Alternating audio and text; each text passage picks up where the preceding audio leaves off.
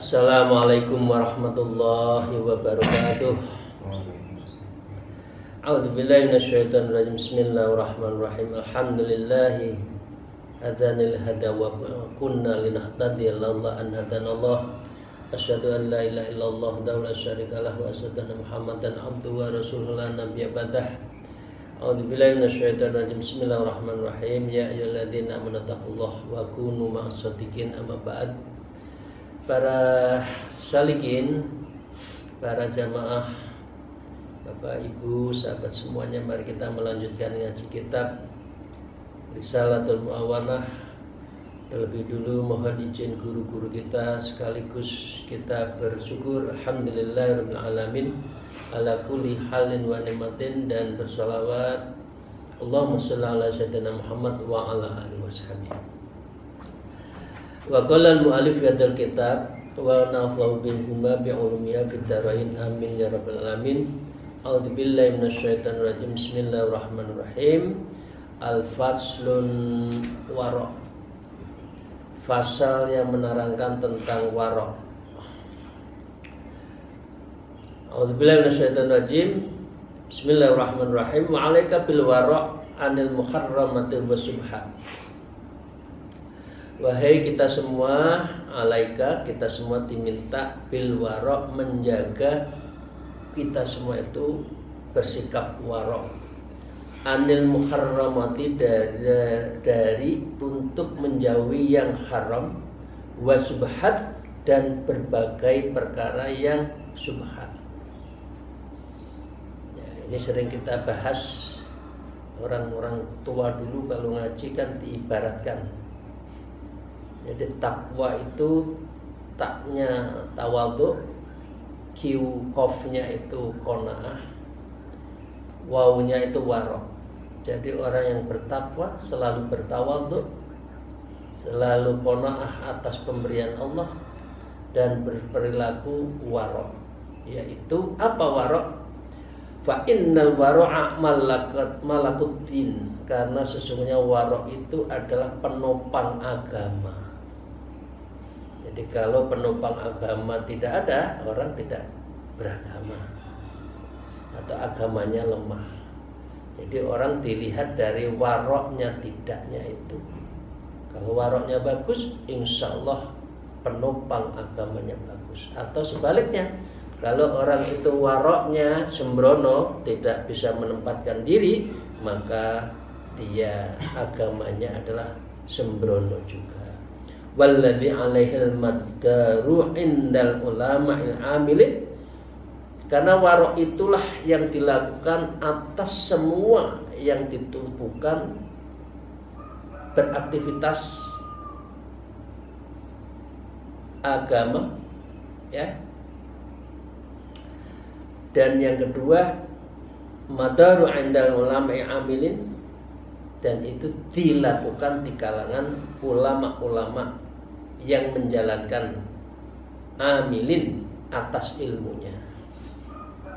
Jadi ulama-ulama itu biasanya juga wara'. Wara' itu bisa menempatkan diri.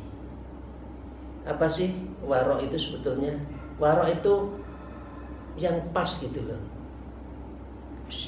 Biasanya saya nyampaikan begini, masa orang seperti saya, panjenengan sedanten, umur 30-40 ke atas, kemana-mana pakai celana pendek, pakai lengan pendek, tidak pakai kopiah, wis nggak pantas. Nah, jadi bahasa Jawanya itu nggak pantas. Orang kok begitu, kok masih begitu, nggak pantas. Nah, wara' itu artinya gitu, sepantasnya pada tempatnya. Itu Bapak sekalian, yaitu namanya wara', karena wara' itu pasti hati-hati dalam urusan agama. Wa qad qala Rasulullah sallallahu alaihi wasallam, dan sungguh telah bersabda Rasulullah sallallahu alaihi wasallam, kullu lahmin nabata min sukhtin fannaru aula bihi. Setiap daging yang tumbuh dari perkara yang haram, maka neraka lebih utama. Fannaru aula bihi, maka neraka itu lebih utama untuknya. Karena apa? Karena memang di dalam dirinya itu penuh haram. Makan dari makanan haram mempunyai implikasi cara berpikirnya menjadi tidak jernih, perilakunya tidak warok, bahkan cenderung ma'asi wa dzunub, penuh dengan dosa dan maksiat. Kenapa? Karena tumbuh di dalam dagingnya itu makanan-makanan yang haram. Jadi Bapak sekalian, mari kita jaga ada makanan yang masuk di dalam tubuh kita itu yang haram. Syukur-syukur yang subhat juga menurut Rasulullah. Wa qala alaihi salatu wassalam, man ittaqa subhat faqad istabra'a li dinihi wa irdihi. Man ittaqa subhat, siapa saja yang takut berhati-hati terhadap perkara subhat, faqad, maka sungguh istibra'a li dinihi, ia telah meminta keselamatan agamanya, wa irdihi, dan harga dirinya. Oh jangan Pak, itu tuh jangankan yang subhat, jangankan yang subhat, jangankan yang haram, subhat aja diminta kok, subhat aja dikejar-kejar kok. Karena itu kalau orang menghindari subhat berarti menghindari dirinya, harga dirinya satu, dan yang kedua agamanya.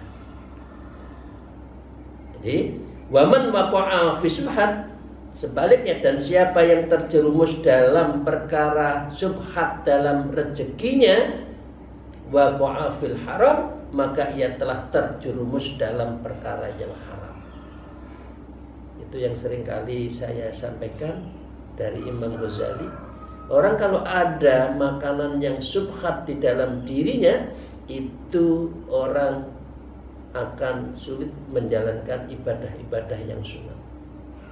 Tapi kalau yang masuk haram, banyak haram, yang wajib pun sering dilewatkan, sering diabaikan. Karena memang di dalam darahnya itu haram.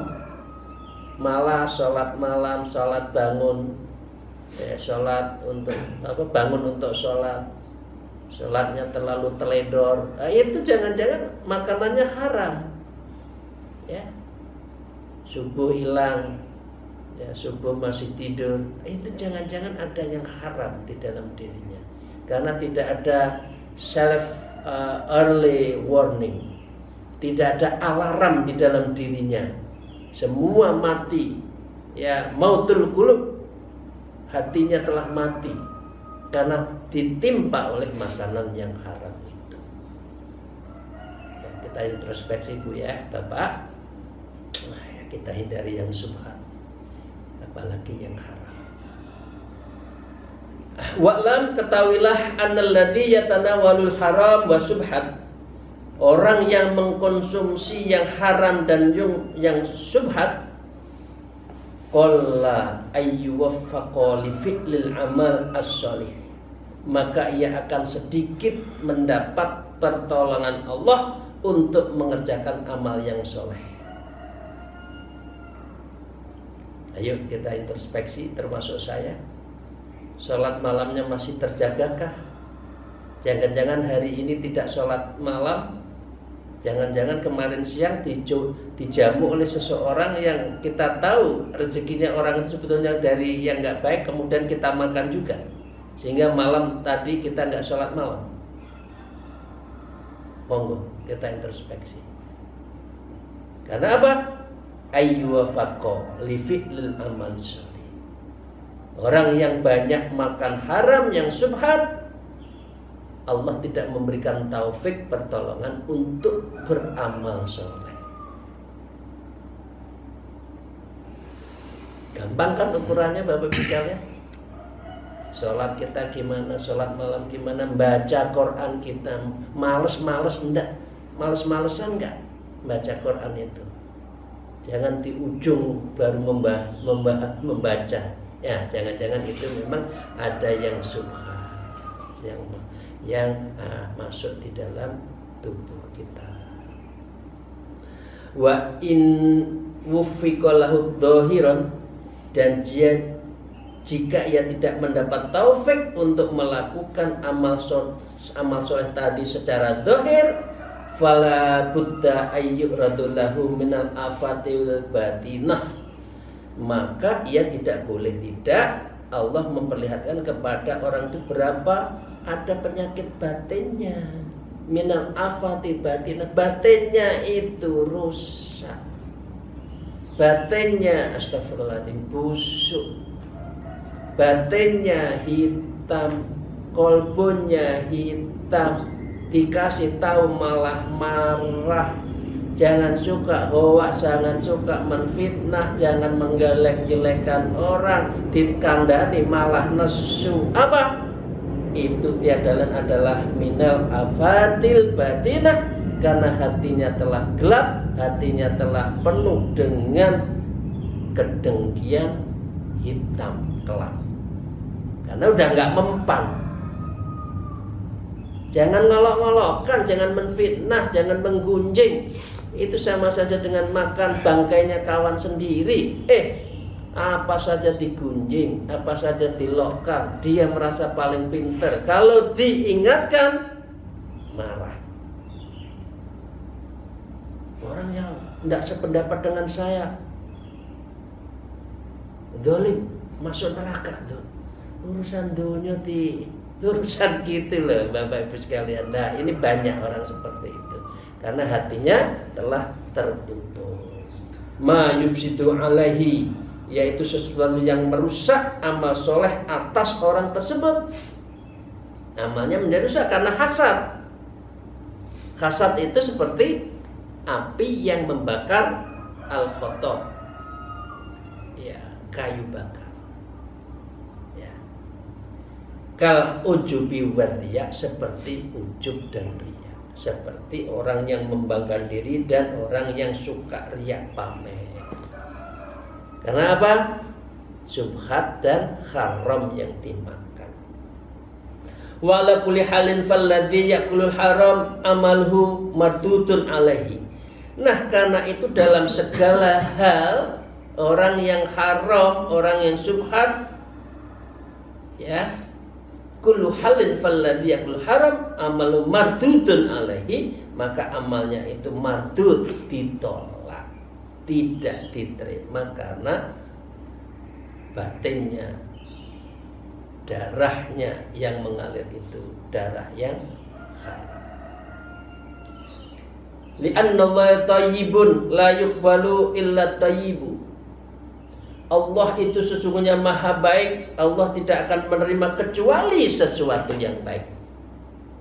Li'anna Allah tayyibun la yaqbalu illa tayyiban.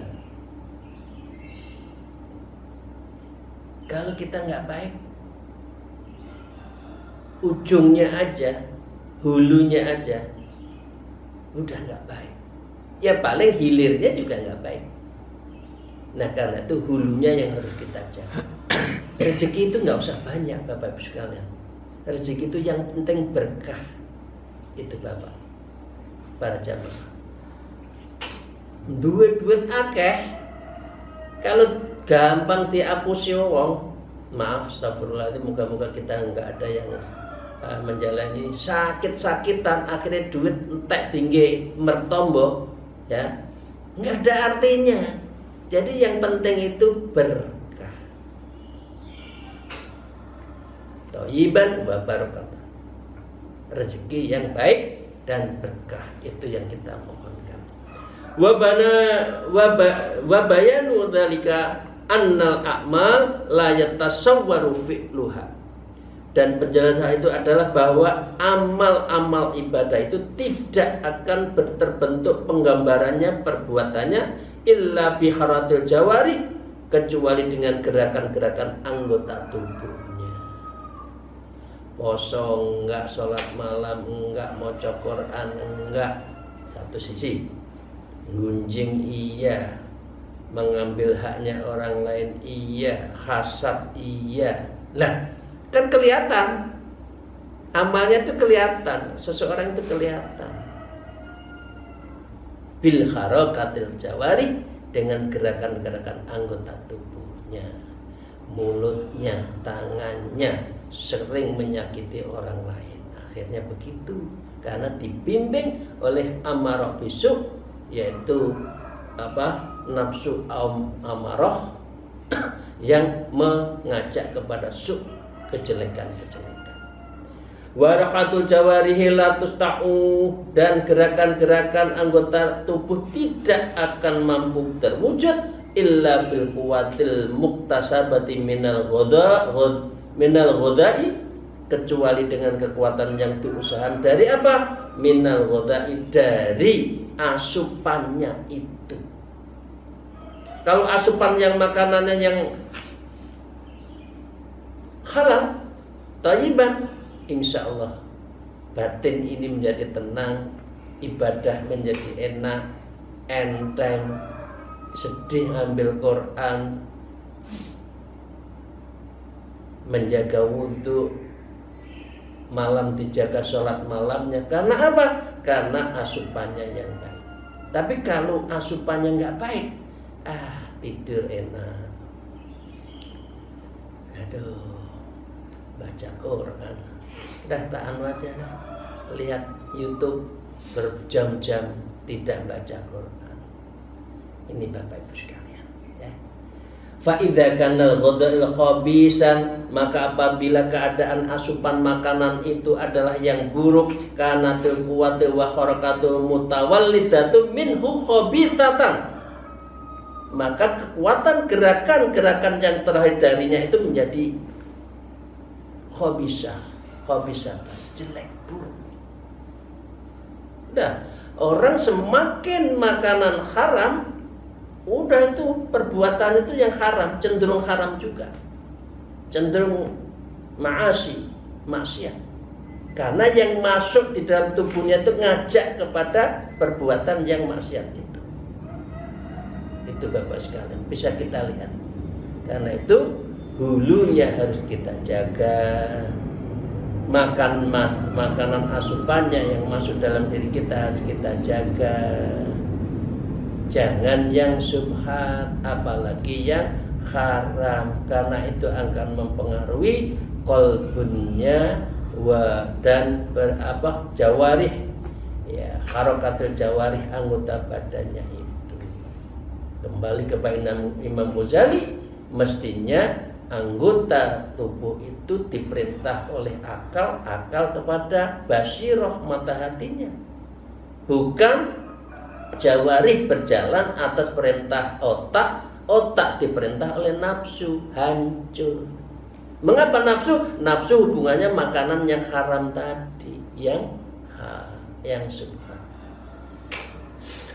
Qala Abdullah ibnu Umar radhiyallahu anhuma, telah berkata Sayyidina Abdullah bin Umar radhiyallahu anhu, beliau mengatakan begini, lau shallaitum hatta takunu kalhanaya, seandainya kalian sholat hingga kalian menjadi seperti busur, ya, sholat busur, ya, lengkung, ya, kayak itu.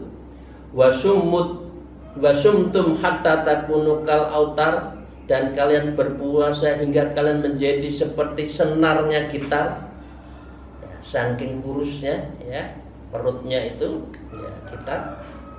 Lam yataqabbalallahu dzalika minkum illa biwara'in jahajizin, maka Allah tidak akan menerima sholat-sholat seperti itu, puasa-puasa seperti itu, ya, illa biwara'in hajirin, kecuali dengan warok yang dapat mengekang dirinya, yang hulunya disebut tadi apa? Makanan yang subhat, rezeki yang subhat, makanan yang haram. Itu Bapak sekalian yang saya hormati. Mari kita lanjutkan, Bapak Ibu yang terhormat. Waruya marfu'an ila Rasulillah sallallahu alaihi wasallam, diceritakan ada hadis marfu', ucapan sahabat Nabi yang disandarkan kepada Rasulullah adalah begini. Manistaro tauban bi'asrati darahim wa fiha dirhamun min haramin. Siapa saja yang membeli pakaian dengan harga 10 dirham dan di dalam 10 dirham itu ada 1 dirham yang tidak halal, artinya yang haram, lam yataqabbalu lahu sholatan madama alaihi minhu syai'un, maka Allah tidak akan menerima sholat yang memakai pakaian yang pakaiannya dibeli itu dari barang yang haram, dan dengan demikian amalnya ditolak meskipun itu 1 dirham dari 10 dirham, 1/10-nya. Wa idza kana hadha mutawau billadhi usra tamani min haram, dan apabila keadaan hukum pakaian ini yang ber-10 tadi itu haram, fa kaifa yakunul halu law kana kulluh kadzalik, maka bagaimana keadaan kondisi jika seluruh harta pakaiannya itu seluruhnya haram? Karena itu Bapak sekalian, astagfirullah, mari kita introspeksi. Anak kita itu goda kepada kita, anak kita itu di luar kewajaran nakalnya. Anak nakal kan kadang biasa ya, tapi kalau di luar kewajaran, kita introspeksi, jangan-jangan kita itu memberi anak kita itu yang haram. Betul Bu ya, Bapak? Terutama bapak-bapak yang mencari rezeki, kita introspeksi. Jangan tanda tangan yang tidak Anda kita kerja. Maunya njaluk, tidak kerja jadi panitia, begitu ada SHU, sisa hasil usaha, njaluk. Itu subhat, kalau tidak kerja kok njaluk. Itu. Ini yang aktivis-aktivis, dengan segala hormat. Kalau jadi panitia yang betul, kalau nanti ada uang transport diterima, ojo enggak kerja tapi njaluk transport. Allah, ya Allah, ya Allah. Itu wakeh ini. Penyakitnya aktivis di situ. Dengan segala hormat, izinkan saya mohon maaf. Ya, Bapak sekalian. Fa kaifa yakunu halu law kana kulluhu dzalik? Bagaimana kalau semuanya itu dari haram? 1/10 aja ditolak loh, Kak. Semua yang masuk dari kita itu haram. Pakaian yang dibeli haram, ya sholatnya ditolak. Wa idza kana hadza fil malbusi alladhi huwa ala dhahiril jasad, dan apabila ketentuan ancaman pada pakaian yang berada di dalam permukaan tubuh, itu yang lengket ya, melengkap loh ya. Famadhannu bihil bil hoda, maka apa pendapatmu dengan perkara haram yang ada di asupan itu? Yang nempel saja sholatnya tidak diterima, apalagi makanannya penuh dengan yang haram, yang subhat. Alladhi yatahallu uruqa wal awsal, ya, yang menyusup ke urat tubuh dan persendian itu, masuk di dalam hati, masuk di dalam otak, nutrisinya nutrisi yang haram, wa yasri fi sa'iril badan, dan dapat mengalir di bagian tubuh lainnya. Pasti lebih dahsyat pengaruhnya. Yang nempel saja itu mempengaruhi diterima tidaknya amalan sholat dan sebagainya, apalagi ini di dalam dirinya itu. Bapak sekalian, wa'lam, dan ketahuilah annal muharram untuk kismani, dan yang haram itu terdiri dari 2. Akhaduma sa'u muharramun li'ainihi, yaitu haram karena zatnya, kal maitatin wadami wal khamri wa nahwi dzalik, seperti bangkai, darah, arak dan semacamnya, itu jelas secara ainihi, secara zatnya sudah pasti haram ya, dan kelihatan. Wa hadzal na'u la yahillu biwajhin minal wujuh, dan perkara haram jenis ini tidak dapat menjadi halal dengan satu dari berbagai cara, di apapun ya didih, orang Jawa dulu kan masih banyak orang suka makan didih ya kalau di kampung itu. Jadi kumpulan darah dikumpulkan, digoreng, memang goda itu, tapi itu haram ya. Bangkai, minum-minuman itu semua haram, apapun itu haram, tidak ada alasan. Wa huwa tawaqqufu baqa'in nasi mujtaramati ala nawawulihi ma'a faqdani ghairihi, dalam kehendak saudara tersebut, yaitu dengan bergantung apa? Hidupnya, jiwanya itu yang disertai tidak ada perkara selain itu baru boleh. Nggak ada yang lain, ya adanya yang haram itu darurat. Tapi sekarang kan nggak ada darurat di dalam alam seperti sekarang ini, nggak ada. Ya, ada itu. Nah, wathani, dan yang kedua halalun fin nafsihi, yaitu perkara haram yang ada. Yang kedua yaitu yang halal pada zatnya. Kal hintati wal ma'ut tahir walakinnuhu mamlukun li ghairika, seperti gandum dan air yang suci, akan tetapi benda halal itu milik orang selain kita. Itu haram yang pengertiannya itu adalah halal fin nafsihi, di dalam pengendalian. Kalau kita ngambil punyanya orang lain, makanan, minuman, barang, nah itu haram. Tapi barangnya tidak haram, ngambilnya itu haram, yang akhirnya dimiliki menjadi haram.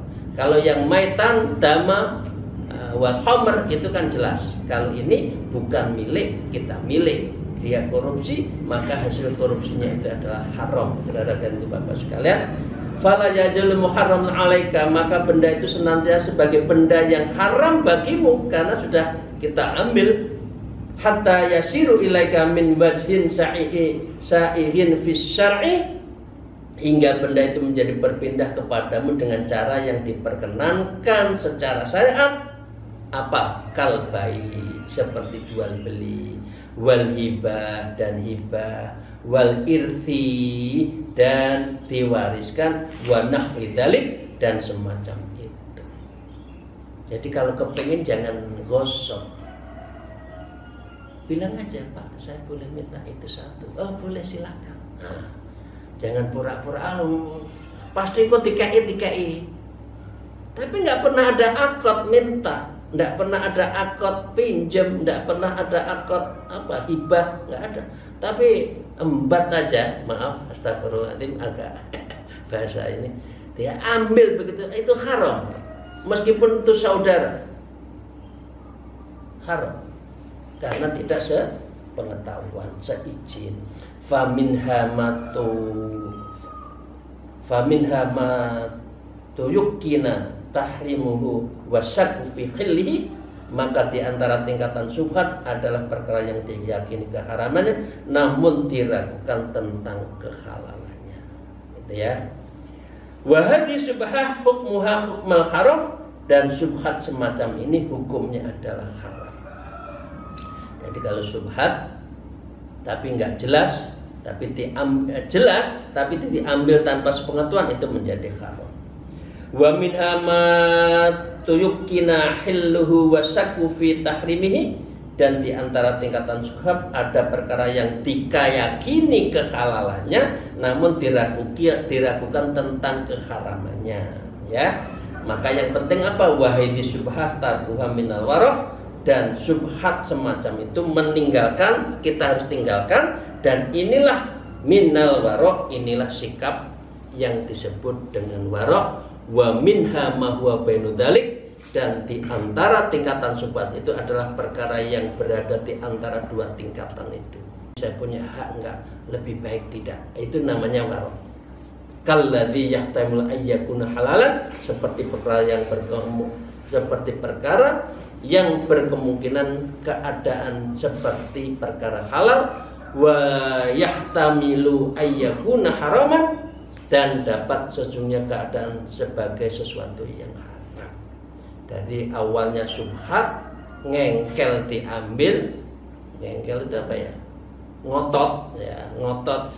Setahu ini syubhat, tapi pura-pura ini halal. Diambil saja begitu saja, maka dia akan ayyakun haram. Yang seperti ini adalah perbuatan yang haram. Terima kasih. Ditutup dengan hadis Rasulullah, wa qad qala alaihi wasallam, ta'ma yaribuka illa ma la yaribuk. Tinggalkan sesuatu yang meragukan dirimu, beralih ke sesuatu yang tidak meragukan dirimu. Jadi kalau ragu punya kita atau tidak, lebih baik jangan diambil, karena implikasinya nanti itu menyangkut apa?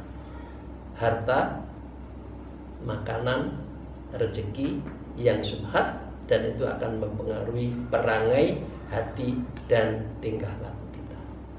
Semoga Allah meridhoi, membimbing kita, dan kita dijauhkan dari seluruh rezeki yang subhat dan yang haram, dan kita selalu diberikan rezeki yang halalan thayyiban, rezeki yang wabarakatan fi rezeki, rezeki yang berkah. Amin ya rabbal alamin. Akhirul kalam, alfu minkum, wallahul muwaffiq ila aqwamit thariq. Wassalamualaikum warahmatullahi wabarakatuh.